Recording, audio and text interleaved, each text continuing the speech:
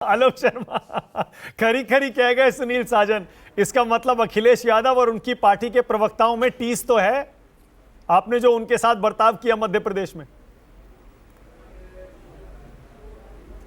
नहीं, देखिए, मैं समझता हूं कि मध्य प्रदेश में दोनों पार्टियों के बीच में शायद किसी तरह की कोई बातचीत ऐसी नहीं थी कि कोई टीस वाली बात हो। क्या आज भी उत्तर प्रदेश के अंदर जो लोकल बॉडीज़ के इलेक्शंस हो रहे हैं, क्या सपा ने हमें सीटें दी हैं उसमें? मुझे तो नहीं लगता दी हैं। तो मुझे लगता है कि दोनों को ही बड़ा दिल दिखाना पड़ेगा और उसके बाद ही बात बनेगी। तमाम सपा के ही प्रवक्ता थे 2019 से पहले, कहते थे हमने 2 सीटें छोड़ दी, हमने 2 सीटें छोड़ दी, क्योंकि शायद इनको ऐसा लगता था कि इनकी सीटें बहुत ज़्यादा आ जाएंगी और वैसा हो नहीं पाया। तो समय समय की बात है। 2019 के बाद 2022 का भी चुनाव आया और 2022 में पोलराइज हुआ चुनाव पूरी तरह से, बीजेपी वर्सेस सपा हो गया। उसमें बसपा हो चाहे कांग्रेस हो, दोनों का ही वोट परसेंटेज इस एंगल से खिसका कि भाई शायद बीजेपी को हरा देंगे। लेकिन खैर ठीक है, वो चुनाव था और चुनाव हुआ। हम मोदी जी तो छुट्टे सांड अपने कह के ही आए थे कि मैं सब ठीक कर दूंगा, तो ठीक हो ही गए होंगे। यूपी की जनता तय करेगी क्या करना है, यूपी की जनता इनको उत्तर देगी। आदमी को बुढ़ापा आ जाए लेकिन भाषा सुधर जाए ऐसा जरूरी नहीं। कैसे, क्या मतलब? नहीं, आपने वो सांड वांड जो कहा, मैं कह रहा हूं ऐसे शब्द मत बोलिए। नहीं, कौन सी भाषा गलत बोल दी मैंने? अरे भाई, मोदी जी ने कहा नहीं था क्या कि छुट्टे पशु जो है इनका हम समाधान निकाल लेंगे? हमारे लिए तो भाषा गलती है। आप कहते हैं कि अपने बड़ों को? नहीं, मैंने तो किसी बड़े को नहीं कहा। अच्छा, मैंने तो सांड को सांड कहा है। या पद में भी या कद में भी? अरे मैं किसकी बात कर रहा हूं भाई, आप बीच में फालतू क्यों बोलते हैं? मुझे गलत लग सकता है लेकिन बाकी मैंने मोदी जी का गलत कोई नहीं। एक सेकंड, मैं आलोक जी को मौका दे रहा हूं। आलोक जी थोड़ा स्पष्ट कर दीजिए आपने क्या कहा। हो जाए तो मेरे मैं जिम्मेदार थोड़ी ना हो। आलोक जी स्पष्ट कर दीजिए क्या कहा था आपने। नहीं तो एंकर को समझा दिया, मुझे मत समझाइए। वो कह रहे हैं भाई उन्होंने आपत्ति दर्ज की है, मैंने तो बाद में की है। मैंने तो बाद में की है। शिवम एक सेकंड, वन सेकंड। वो तो ठीक है। आलोक जी आपको मौका दे रहा हूं। कर देना, लाल पीली आंखें दिखाए बिना पहले बात ही क्लियर कर दे। जब बोलना सही से नहीं आया सेंटेंस तो दोबारा से सही कर दे। Okay, one second. Alok ji आप ही स्पष्ट कर दें, आपने क्या कहा। भाई मुझे तो सही तरीके से आता है, लेकिन आप लोगों की हालत खराब हो रही है, बौखलाहट बता रही है। बौखला कौन मुझे रहा है? लगता है मैंने जो कहा कि पशुओं की जो आवारा पशु थे जा रही है और आवारा पशु जो छुट्टे सांड की। वन सेकंड, हाँ आलोक जी बोलिए। अरे भाई आप बोल लीजिए ना। बोलिए आलोक जी, इन लोगों को आदत पड़ गई है ना। बोलिए। संबित थे, फिर उसके बाद दूसरी कतार आई बदतमीजी की, अब तीसरी कतार बदतमीजियों की खड़ी हो गई है। हमारी सीटें हो या नेता हो, बिल्कुल जबान पे याद रखते हैं। एक तो मानना पड़ेगा इनकी क्वालिटी, इतना अपने को याद रख के बेहतर हो जाए। अच्छा ओके आलोक जी आइए, मुद्दे पर आइए, बोलिए। अरे भाई क्या कह रहे थे आप? बोलिए आलोक जी, बोलिए। किस तरह की शब्दावली का इस्तेमाल करते हैं बीजेपी के प्रवक्ता, वो पूरा देश जानता है। सम्मानित ही करता हूं। और आप क्या बनकर बैठते थे पिछले 2 साल से? बीजेपी आपको तमाम चैनल पर बैठाती थी। शुक्र है दूर बैठे, वरना यहां तो ग्लास फेंक के मारते थे। कैसी बातें कर रहे हैं? मैं तो सम्मानित तरीके से बात कर रहा हूं आपसे। मैं कह रहा हूं शांति से सुना करें। बिल्कुल सुन रहा हूं, बताइए। शांति से सुना करें। वापस मुद्दे पर बताइए, क्यों समय पर बात कर रहे हैं? वापस मुद्दे चलिए ना आगे बताइए क्या कह रहे हैं। वापस मुद्दे पर आइए आलोक जी, आइए मुद्दे पर। आप लोग बर्बाद करते हैं। आलोक जी आइए, बताइए क्या कह रहे थे आप।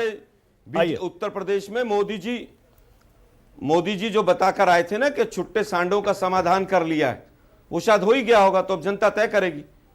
और उन्हीं की स्टेटमेंट है कि 15 दिन में मैंने सब देख लिया, समाधान कर लिया उनका। मैंने ये बोला था, लेकिन समझ ना आए तो क्या कर सकते हैं। सुनील साजन उंगली उठा रहे थे, कुछ बोलना चाह रहे थे। सुनील बोलिए। पशुओं के बारे में। अरे भाई दूसरे की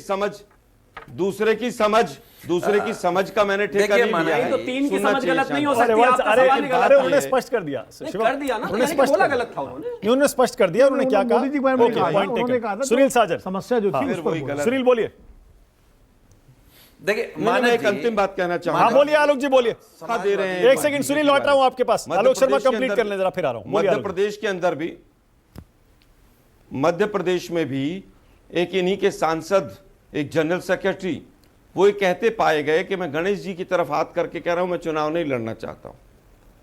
दूसरे एक और केंद्र के मंत्री, वो भी यही कहते पाए गए। मुझे लगता है कि पूरी तरह से इनको पता है जनता को कैसे धोखा देना है। आई वॉश है केवल ये, इसको हटाओ, उसको बैठाओ, उसको बैठाओ, उसको बैठाओ। मतलब वो सांसद मंत्री जो है अपना क्षेत्र छोड़े, लोकसभा का, विधानसभा का चुनाव लड़े, मंत्रालय जाए भाड़ में। मणिपुर में भी पूरा मंत्रालय बैठा हुआ था, अब एक भी नहीं जाता है इनमें से। केवल आई वॉश करते हैं ये लोग। और इस बार 5-0 होगा। बीजेपी एक भी राज्य में नहीं जीतेगी और उसके बाद इनकी उल्टी गिनती शुरू हो जाएगी। ओके, शिवम जवाब दे रहे हैं आपका, उसके बाद आ रहा हूं सुनील। बोलिए शिवम त्यागी। Thank you. मैं तो बस एक ही चीज़ कहना चाहता हूं कि वो जो 5-0 जब से रिजल्ट नहीं आते तब तक तो आलोक जी को शांति से सोने का अधिकार है ही है भाई, उतना तो है। दूसरी बात ये भी है कि अभी तक इनका कोई भी चीज़ तो कहीं सक्सेसफुल हुई नहीं है। गठबंधन बनाया, फ्लॉप, एक दूसरे को बैठकर एक दूसरे के साथ साथ गरियाते गाली भी देते रहते हैं और साथ साथ ये भी कहते हैं नहीं नहीं भाई तो हमारे ही हैं और बावजूद उसके एक भी इलेक्शन में अभी तक साथ आ नहीं पाए। एक और महत्वपूर्ण विषय ये भी है कि जिस तरीके से चीजें फ्रेम हुई हैं कहीं ना कहीं इनमें अपने आप में ही इनसिक्योरिटी है। कोई भी अपने राज्य, अपने क्षेत्र, अपनी सीटों को ना तो छोड़ने के लिए तैयार है और ऊपर जब पता चलता है कि 2024 आने वाला है तो डरते भी उतने ही ज्यादा हैं, फिर सारे इकट्ठे भी होने की कोशिश करते हैं। मतलब अपना आधार छोड़ना नहीं है, लेकिन 24 का डर पहले से ही सता रहा है तो एक साल पहले से ही गठबंधन बनाकर बैठ गया। आप मुझे एक चीज बताइए, कहीं ऐसा कोई क्लैरिफिकेशन था इस गठबंधन की एडवाइजरी में कि ये सिर्फ लोकसभा के लिए है, विधानसभा में हम नहीं? वो तो कह रहे हैं पहले दिन से। क्या कह रहे हैं? कि लोकसभा चुनाव के लिए। नहीं तो लोकसभा चुनाव के लिए कैसे हो सकता है? आप मुझे गठबंधन तो गठबंधन ही होता है ना। अगर आपने आपके कितने सारे एनडीए के ऐसे पार्टियां रही हैं जिन्होंने आपके खिलाफ चुनाव लड़ा है अलग अलग राज्यों में? चुनाव लड़ा है भाई, आपकी यही जेडीयू जो आपके साथी है नॉर्थ ईस्ट में, कितने राज्यों में चुनाव लड़ती थी? मैं उस चीज को मना नहीं कर रहा चिराग पासवान की पार्टी। लेकिन आज मैं ये कहता हूं कि जिस तरीके से गठबंधन एनडीए का है, अभी के हालात देख लो। स्टैंड किसी इस चीज पे अलग अलग हो सकते हैं, स्टांस आज भी अलग अलग है कई चीजों में एनडीए को लेकर, लेकिन ज्यादातर अगर हम बात करें तो हर इश्यूज पर कहीं ना कहीं कॉमन मिनिमम एक प्रोग्राम है। अगर हम चुनाव लड़ने की बात करते हैं तो साथ जाने की बात करते हैं, लेकिन इतना क्लैरिटी जरूर है कि आपस में ही एक दूसरे का कंपटीशन भी है, साथ में लड़ना भी है, बीजेपी से डरना भी है। और जीत तो सुनील, आपने देख लिया आपकी और कांग्रेस की जद्दोजहद में खींचतान में बीजेपी मजे ले रही है। नहीं, मजे न ले। देखिए, मैं क्योंकि आलोक जी का और त्यागी जी की, दोनों लोगों की एक एक बात से सहमत हूं। आलोक जी ने जो कहा कि 5-0 का रिजल्ट आएगा, इस बात से समाजवादी पार्टी सहमत है। और हमारा प्रयास मध्य प्रदेश हो, छत्तीसगढ़ हो, राजस्थान हो, वहां कांग्रेस की मदद करना और भारतीय जनता पार्टी को हराना।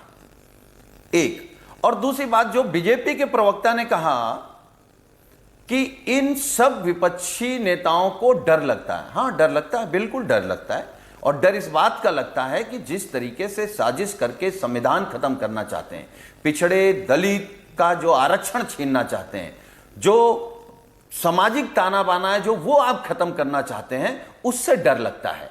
लेकिन अब डरने की जरूरत नहीं। मध्य प्रदेश में बीजेपी से लड़ रही है, राजस्थान में बीजेपी से लड़ रही है, छत्तीसगढ़ में बीजेपी कहीं लड़ नहीं पा रही है।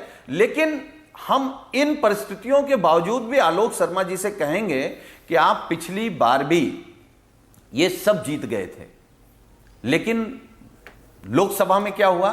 तो आप वो सारी चीजें याद रखिए और अपने नेताओं से कहिए कि कम से कम झूठ ना बोलें, जो बात हुआ करे उस पर खरे उतरा करें, वरना लड़ाई बड़ी है। भाजपा आपसे अकेले नहीं हार रही है।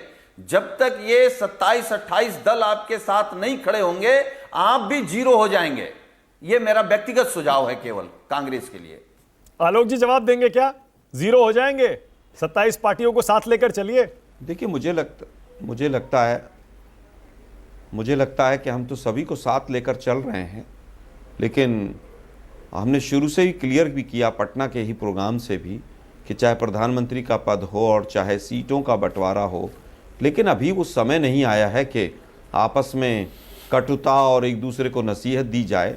सीनियर लीडर्स बैठे हैं हमारे, वो तय करेंगे और उसके बाद हम कोई कहें कोई बात तो शायद ज़्यादा अच्छा रहेगा नसीहतें देने के लिए सबके पास। ओके, विनोद जी।